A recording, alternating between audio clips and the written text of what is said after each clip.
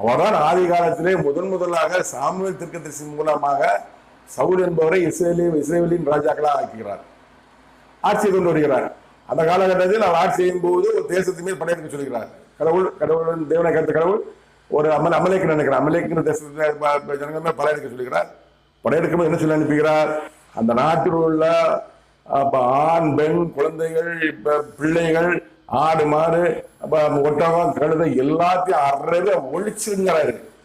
ஆனா சவுல் ராஜா சென்னையோட படையெடுக்கும் போது அதாவது கொளுத்த ஆடு கொளுத்த மாடு இதெல்லாம் கொண்டு வந்துடுறாரு, கோழியெல்லாம் கொண்டு வந்துடுறாரு.